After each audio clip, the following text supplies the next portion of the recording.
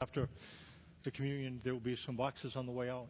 And if you'd like to be able to give so that those funds will be used, if we become aware of needs, people in need of money for heat, clothing, food, things like that, we can earmark those monies for that benefit. Appreciate your patience with sound is getting better, isn't it? You know, being able to hear, so they're making improvements, and it's hard to see the visuals now, and that's another thing that we're going to try to solve and get some projection that will enable you to see things a little bit better. But we're getting acclimated and accustomed to being in here, making improvements as we go along. Thanks for your patience. We're going to talk about spiritual warfare. And you might ask, why? And when you think of different subjects, some of you might be attracted by that subject. Others of you say, that's not really relevant to weekends and weekdays and weeknights. Spiritual warfare, that's about some kind of realm that we can't see, we don't even know about. So why do we talk about something we can't see? I have enough problem with people I do see. Conflict with family, conflict with bosses, conflict with kids. You know, why do I have to focus on conflict with things I can't see? I have enough problem with conflicts with things I can. But when we think of spiritual warfare, a couple things seem to be so. We cannot understand Jesus' mission without understanding spiritual warfare. Those two are intricately connected. Look what it says in the verse in the sheet, in the handout. Says in the top verse, Hebrews 2, since the children have flesh and blood, that's us, he too, Jesus, shared in their humanity, so that by his death he might destroy him who holds the power of death, that is the devil, and free those who all their lives were held in slavery by their fear of death. And so what the Bible says then relative to Jesus' mission, it says he came to destroy him who holds the power of death. That is the devil. So what we can know then, when Jesus comes into the world, spiritual warfare is high on the list of what he understands as relevant.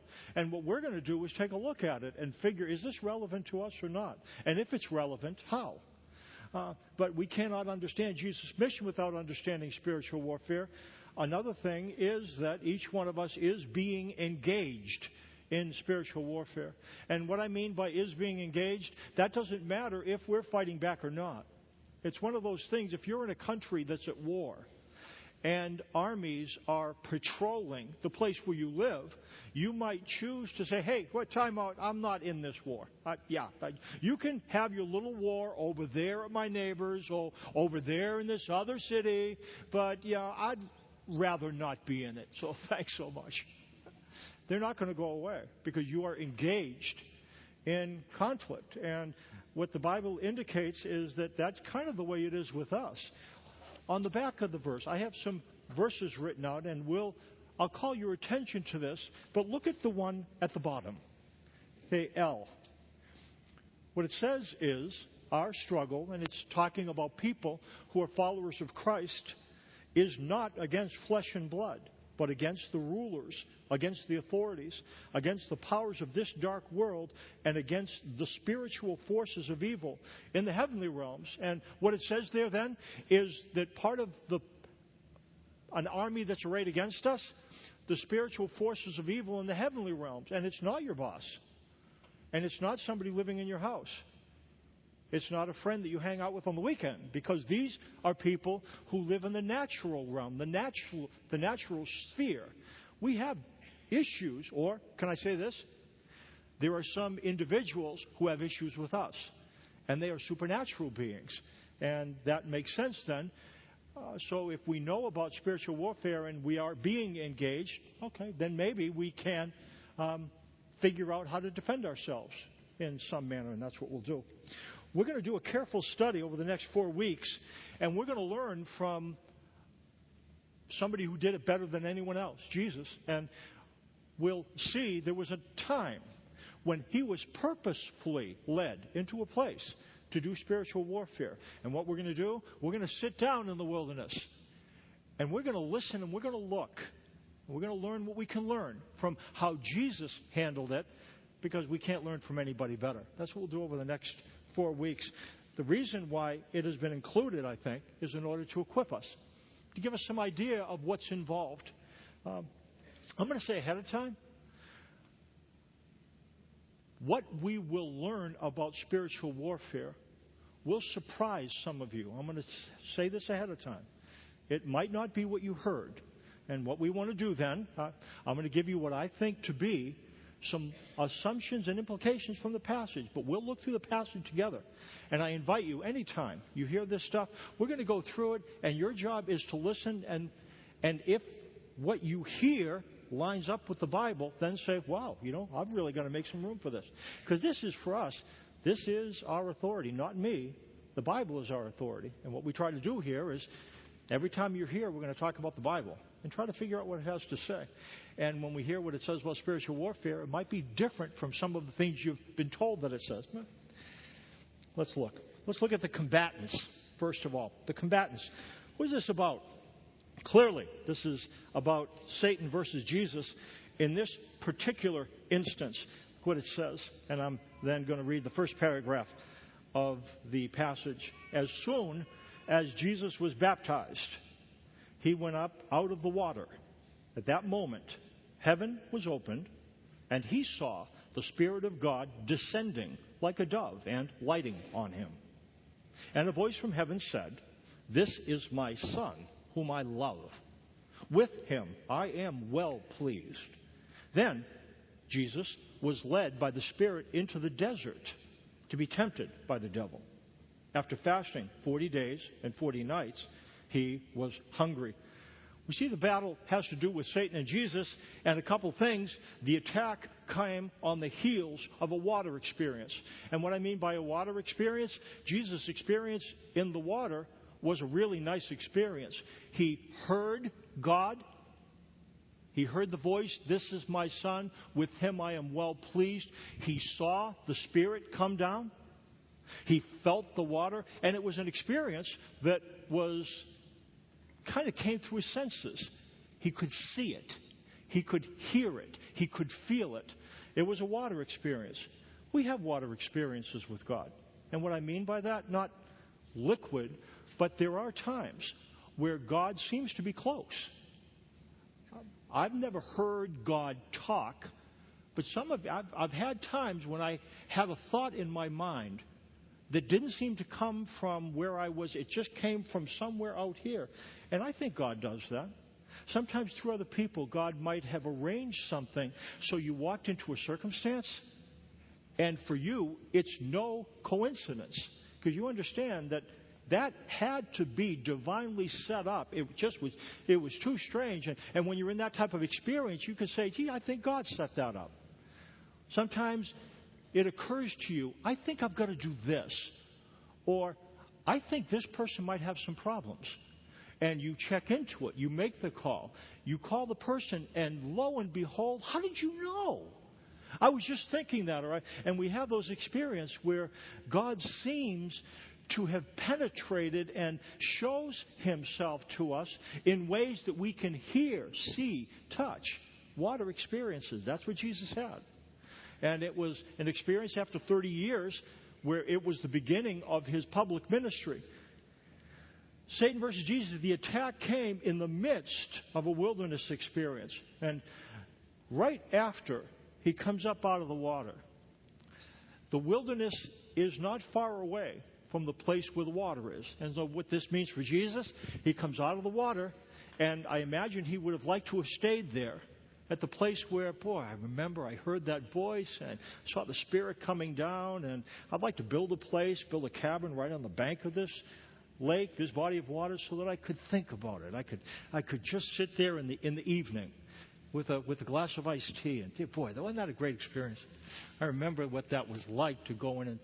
But that's not what God allowed for him, or he doesn't allow that for us as well. He moved him into a place where it was a wilderness, and God wasn't seen there. He couldn't hear him, couldn't touch him. In fact, you know what it was like? The thing he was aware of was hunger. He ended up going hungry for a long time, and he ended up being attacked. That's the thing we've got to look at.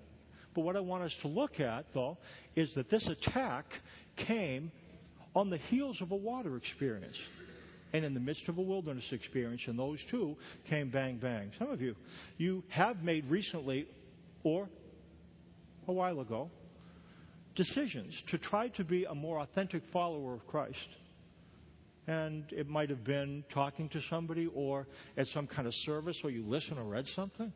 And then after that, you had a good feeling about it. I think I'm heading on the right direction. I think this is a good direction for me. And then experience, why is my life falling apart? I remember when I was in college, it was the time where I was living in a fraternity.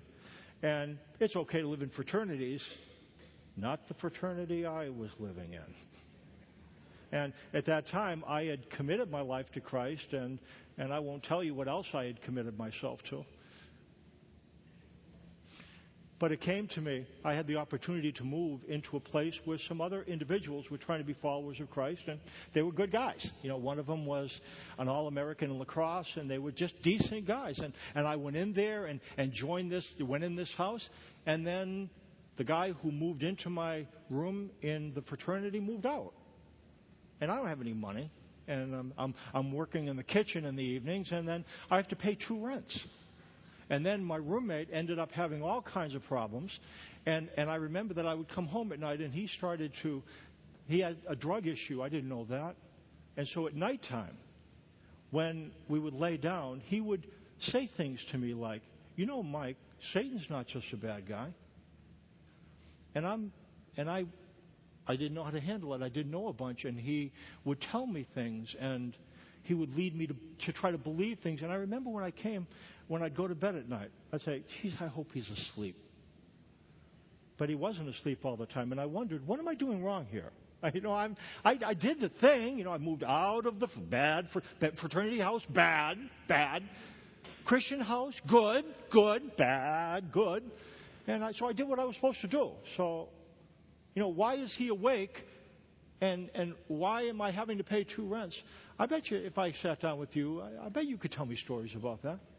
I think what we find, that after experiences in which we feel connected, it's not unusual, is it, to be led into a wilderness experience. And I guess here's what I want to say to you. Some of you have always thought that it was your fault. You assumed. I got into trouble because I did something wrong. And I guess what I want to tell you, it could have been because you did something right. When we step out, God doesn't allow us to stay on the banks of water. He leads us into places that are difficult. Because it's in the difficult places that we have to learn some stuff. That seems to be what we find here. Let's look at the focus of this battle. And let's just read through it. We're going to take some time over the next weeks to try to apply this. Let's scan way back. Let's do what it'll do in the Super Bowl. The afternoon, the blimp's eye view. You see the whole thing, stadium, parking lot. Let's hop in the blimp and let's just get the big perspective over this wilderness experience where there are a couple people doing battle, spiritual warfare. I'll pick it up and we'll make a couple of observations. The tempter, that Satan came to him, Jesus, and said, if you are the Son of God, tell these stones to become bread. Jesus answered, it is written, man does not live on bread alone, but on every word that comes from the mouth of God. The focus of this battle then, first off, is food. Right? And what we're looking at is just what Satan points to. Jesus had gone without food for 39 days and is hungry. We've gone without food for 39 minutes. We're hungry. It's been 39 days. Desperate hunger is set in. Life-threatening hunger. And the first focus of attack is food. Okay? Oh, we understand that battle. Let's go on. We'll pick that up next week. We'll look at that in more detail. Then the devil took him to the holy city, had him stand on the highest point of the temple. If you are the Son of God, he said, throw yourself down. For it is written, he will command his angels concerning you, and they will lift you up in their hands, so that you will not strike your foot against a stone. Jesus answered him, it is also written, do not put the Lord your God to the test. I think this is about fear. His physical needs going unmet, I think the implication is, are you sure that God is really protecting you. He said, that thing 39 days ago, a month and a half ago, where he said, you're my beloved son, we're tight with you, I'm well pleased. You really haven't heard a lot from him since then, have you? 39 days, he hasn't sent you any food, has he? Are you sure that voice was right? You just weren't hearing things, seeing things? Throw yourself down, make God show himself. He was appealing to the fear that maybe God isn't here and maybe I need to test him. That was the second focus, fear. See the third again, verse 8. The devil took him to a very high mountain and showed him all the kingdoms of the world and their splendor.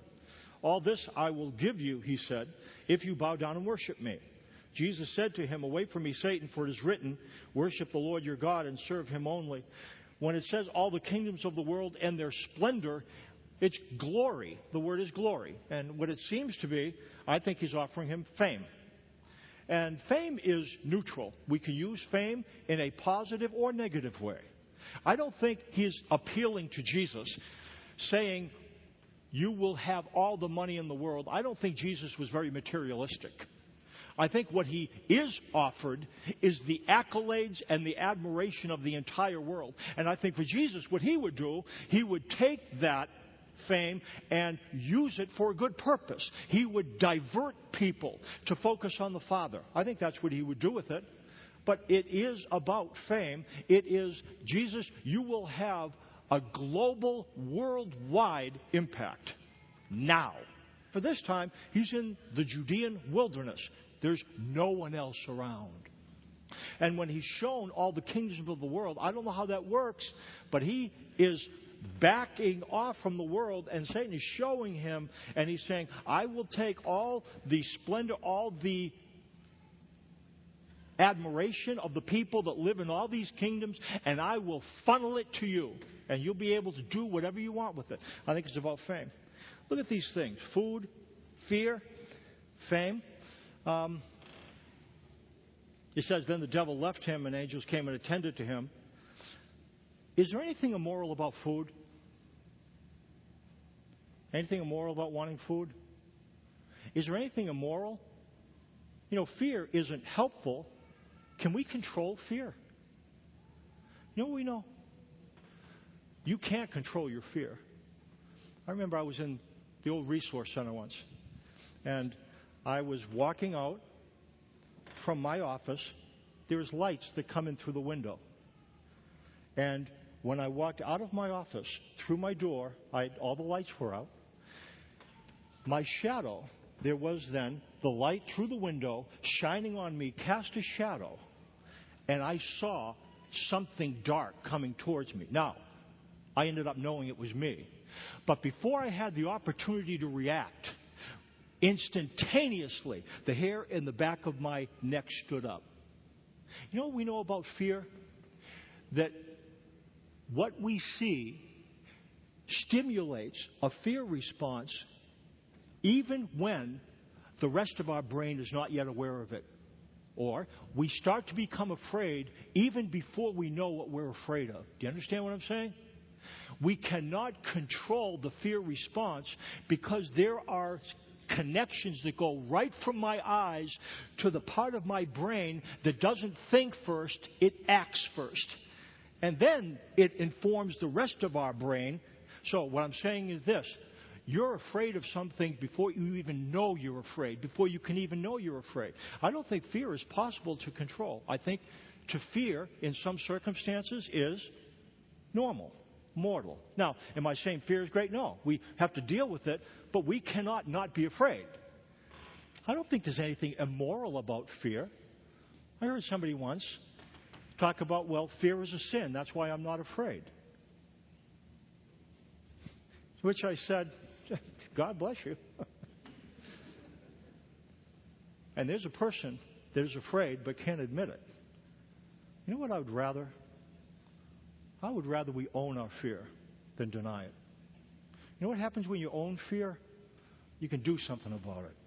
You know what happens when you deny fear? It comes out sideways on other people. To the degree we come to face our fear, we can make choices about it. If we don't face our fear, it impacts us our life, but we can't decide when. It comes shooting out at husbands and wives. It comes pouring out on kids. I think it's better to face fear. Admit it. Face it straight up.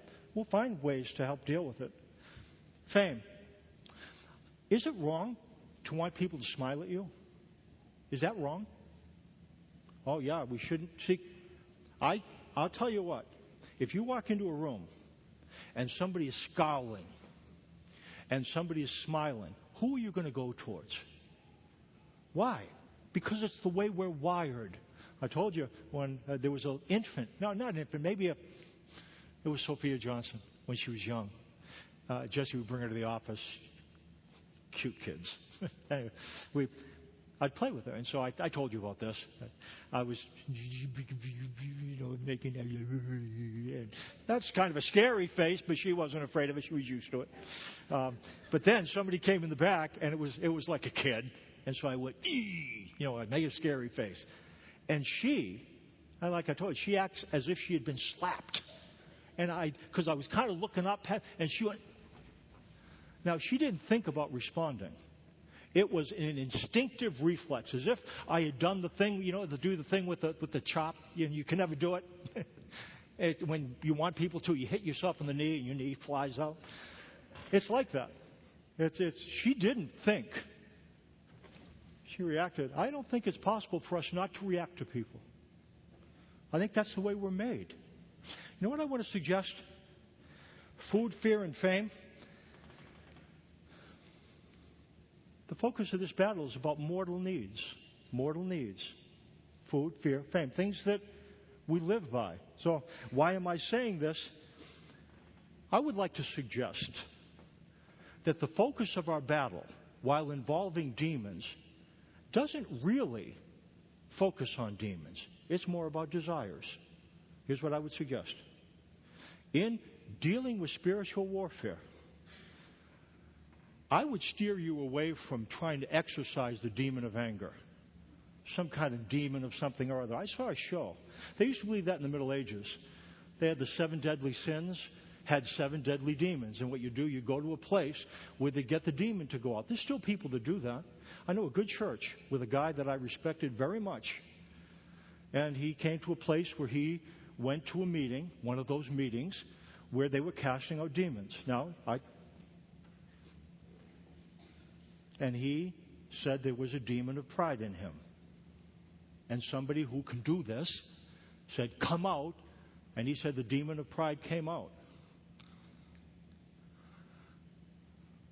If you put your finger on the pulse of the Bible about how to do spiritual warfare, it does not encourage us to cast out demons of pride. It doesn't. Paul doesn't talk a lot about casting out the demon of pride or anger. Casting out the demon of lust or something like that. There's some church you can go to, and you might have the hair stand on the back of on your neck. I don't think it's what the Bible tells us in terms of dealing with spiritual warfare. And what we find with Jesus, the focus was on mortal needs. I think the issue is mortal. I think here's what happens. Satan seeks to turn human anger, human hunger, into divine doubt. This will be important to understand. I think this is what Satan seeks to do. Turn human hunger into divine doubt. Hunger becomes heartache when mortal needs go unmet. We talked about that. The little kid in the crib, if his hunger needs are met in a timely fashion, the hunger stops. When his hunger needs are not met in a timely fashion, the hunger doesn't stop, and what begins? Do you remember? Heartache begins. When our unmet needs trigger heartache, it begins as a stomach problem. It becomes a heart problem. It starts as a physical problem. It becomes an emotional problem. You're saying, Mike, what are you saying? I think that is the focus of the battle. It's not on demons and stuff like this. It's on our hungers, our desire to have our needs met, our fear, our desire for fame, to be looked at and loved. And we'll say, well, is it wrong? No, it's not wrong to want those things. That's what we'll do. I think that we get introduced into places where we don't have our needs met. And then here's the battle. Here's the battle. Well, Satan tempts us to live by sight, which is this. You've got a need. What Satan did to Jesus, enlist God to take the need away. You're the Son of God, command this stone to become bread. I don't think there's anything wrong with bread. I think here was the problem. When, for most of us, for any of us, living in the wilderness at that time, God said, "You're my beloved Son, in you I'm well pleased." But as days turned to 1 day, 2 days, 3 days, 10 days, 14 days, 20 days, 25 days, this voice is now going to be tested by what voice? The voice coming from the stomach. He says you're his beloved Son, that he's well pleased with you. Where's the food? And what ends up happening? The voice of need drowns out the voice of God. Then, does he care for you or not? That's a good question if you're really hungry. Because what you might say, I guess there's a religious part that says he cares, but that's really practically irrelevant because you know what? I really am afraid. And at that point, what we will, but that's the battle, isn't it? Where do we base our confidence? On what he says or on what we see? That's what spiritual warfare was about, I think. God trains us to live by faith. He trains us to live by faith, to base our confidence on what he says rather than on what we see. I'll end up applying this, but I think this is what this battle is about. Did Jesus do something wrong? He do anything wrong? He said, "You're my beloved Son, with you I'm well pleased." And then he goes to a place where he gets attacked.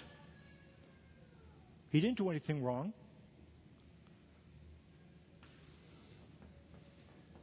You dealing with temptations? You're saying, what am I doing wrong? Might not be anything. Jesus dealt with temptations, and it's not a sign of doing something wrong. You know what God might be doing with you? Teaching you to live by faith. In order to live by faith, you have to face things. You have to face things that feel uncomfortable. And you know what? God's not just going to take them away because he wants to train us to live by faith. If Jesus lives by sight, is he going to be able to do his mission? Think of what he went through. How many people walked away from Jesus? Remember the time he has crowds following him? And it ends up that all of them leave. He said, "If anyone eats my flesh and drinks my blood, he has life." And they said, "Oh, gee, this guy's a wacko." They started going away. And then what he might have been thinking, "Oh, geez, I have a half a year before I'm going to die." No, but he doesn't live by sight. The night before he's betrayed, the disciples are arguing about which of them is the greatest.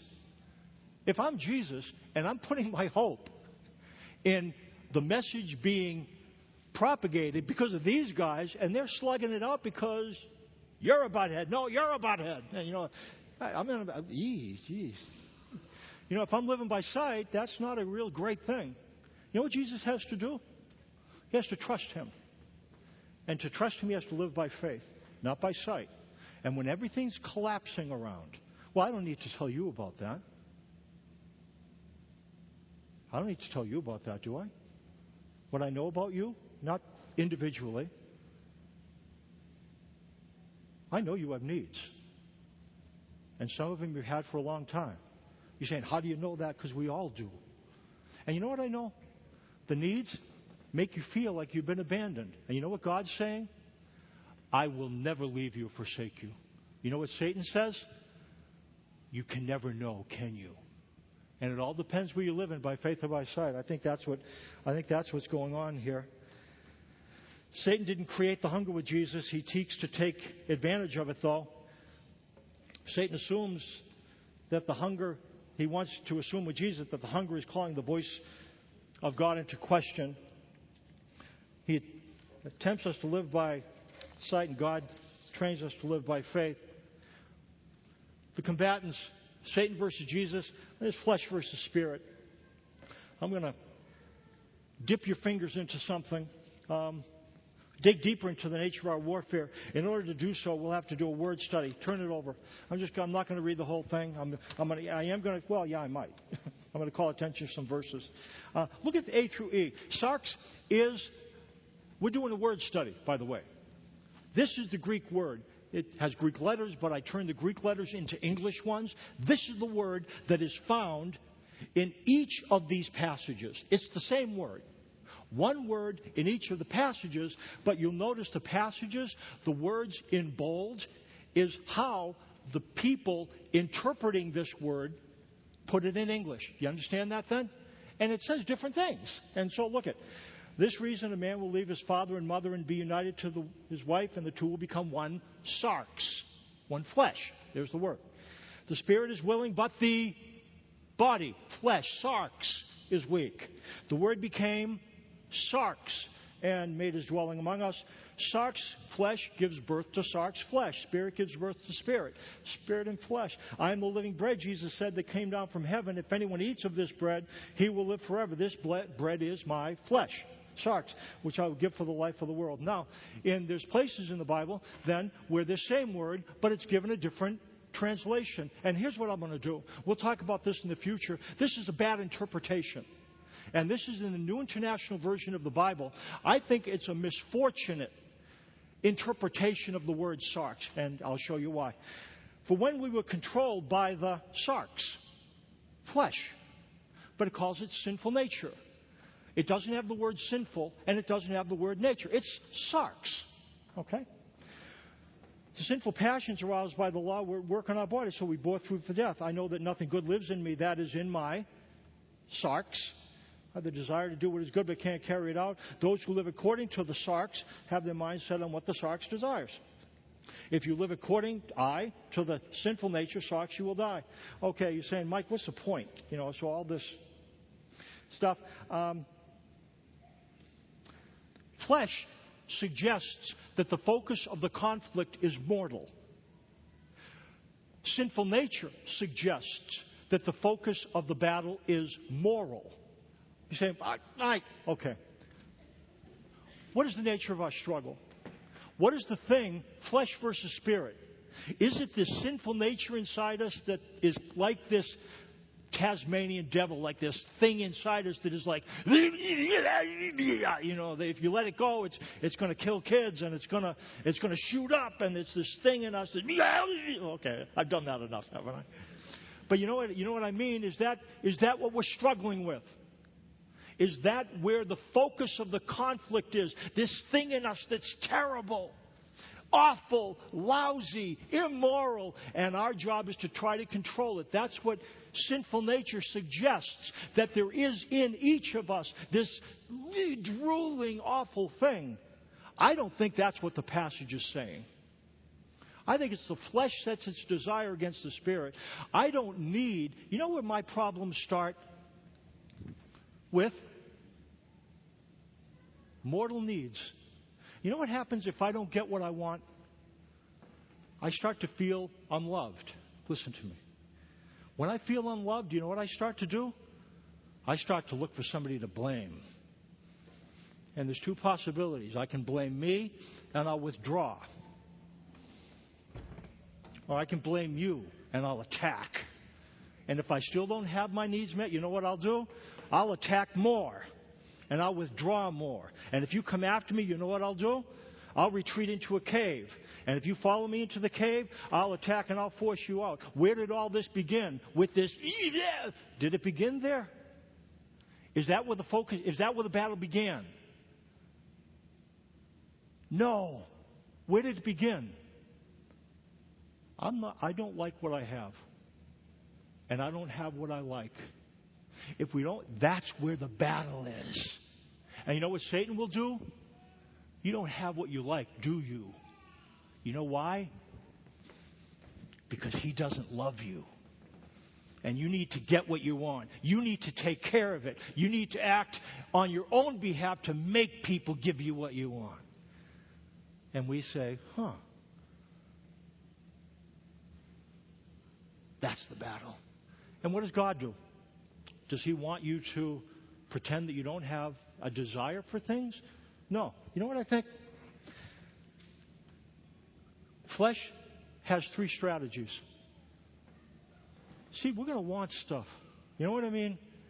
We're going to have to deal with these desires and these needs. You can't do without food. You know what? Linda maybe deals with anorexia a lot. You know what that feels like? And not personally as a therapist. Thanks, sorry. It's angry. Anorexia. It is, I'll control this. If I can't have what I want, and if I can't not, and then I will control what I can control. And that's what I will fight my desire for food. But it's angry. And you know why it's angry? What's at the base of it? I'm afraid. I'm afraid I'm alone. And that's what we do rather than deal with the fear. Anger is better than fear. We're going to want food. We're going to be hit by fear. We're going to be hit by the desire for fame. Here's my question. How can we respond to it in an effective manner? We can try a couple of strategies flesh would want. Satisfy it, get what you want. And get rid of what you don't want. Or if you can't do that, silence it. Make believe you don't want it. Or if you can't do either of those, submerge it. Get drunk. Get loaded. And you'll forget what you want and what you don't want. Satisfy it. Silence it. Submerge it. You know what's wrong with each of those three strategies? It works short term. And it comes back. And it'll drive you crazy. What does the Spirit do? Does He tell you, don't be hungry? It drives me crazy. There was this, and maybe you're familiar with the program. A program that was supposed to be for losing weight. And I read between the lines, and it seemed to say that if you get up in the morning and you eat before you spend time with God, that's a sin. And it tried to make people treat their desire for food as if it's bad. Don't do that. Because God gave you the desire to eat. And God made it so that you do want to live in the light of people's smiles. That's okay. And you can't control all of your fear. Here's what I would say. Here's what the Spirit desires to do. Soothe your fleshly desires. Soothe. You say, what are you saying? Here's what I'm saying. Don't throw your desires away. Hold them. Hold them. Some of you have some things physically that you don't want. That's a hunger. Don't deny that. Don't throw it on other people. Hold it. And what I'd suggest you do, how would you soothe this thing? Is do this. 2 hands. You're going to need 2 hands to soothe this thing. Here it is. I'll pretend that this is sickness. You don't like having this. This might be a physical ailment. Maybe it's a relational problem. You don't like it. And it's time that it leaves. Okay. You know what I'd say? You could try to satisfy and get what you want. Not going to work long term. Silence it, pretend you don't want it, submerge it, bury it under a 6-pack. Or you could soothe it. And soothe it, you do this. You know what, God? I don't like being hungry. But just because I'm hungry, listen to what I'm going to say next. Because I think this is at the crux of the matter. Just because I have this thing doesn't mean I'm abandoned. Because you'll say, I'll never leave you or forsake you. I've done that with you in the past. I would indicate what's at the base of our drive to get things. We don't want to be alone. You know what you can do? And that's what we'll look at over the next weeks. Holding our needs. Not being controlled by them. Not hiding them. Pretending we don't have them. Or hurling them at others. Don't hurl them. Don't hide them. Hold them. But hold God's hand at the same time. God, I have needs. I have fears. I want to make a difference in the world, and I don't think I'm making it. But just because I have those needs doesn't mean that I'm abandoned and alone. Because you say to me, shh, be still. Know that I am God. I will never leave you or forsake you. And what Satan will seek to do, but you're hungry, he has left you. And God will say, shh.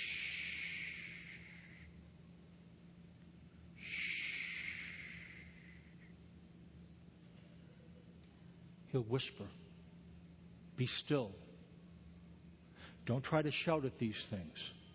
You have needs. You're afraid. We're all afraid.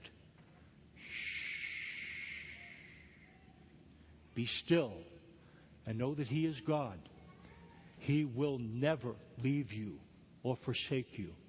And you know what happens when you use what he says?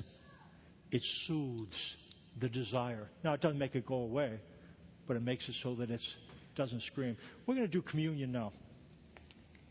I'm going to look at my needs. Oh, yeah, I went long.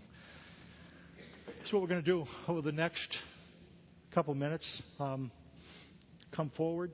You know what I want you to think of as you come forward? Jesus demonstrating his love for you. If he was going to leave or forsake you, he never would have come. Especially, he came while you were doing this stuff, while you were blowing him off. He is not going to leave you. He isn't. And you can depend on that. When you come up, think about his commitments to you and the fact that he was willing to die in order to tell you how much he loved you. And he did that while you were a sinner. Sometime during, like Jay said, participate. Come on up. Take the juice, take the bread. Think about how he died to tell you, I will never leave you or forsake you.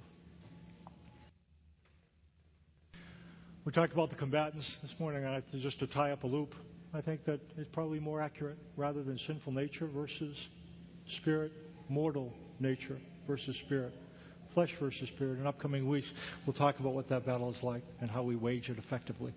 Let me pray for us. Father, thank you for Jesus coming and experiencing firsthand what it's like to inhabit a mortal body, to feel the voice screaming from stomach needs and all the different things that are associated with being a spirit within a body, for his ability to continue to trust in you and never be led to doubt you based on what his circumstances were telling him. Pray that you would enable us to wage this warfare effectively, to continue in the midst of our neediness, to hold on to your hand, and to walk through life with you and wait for the day when mortal desires will not constitute any kind of an influence, because we will be in immortal bodies, eternal spirits in immortal bodies, forever with you.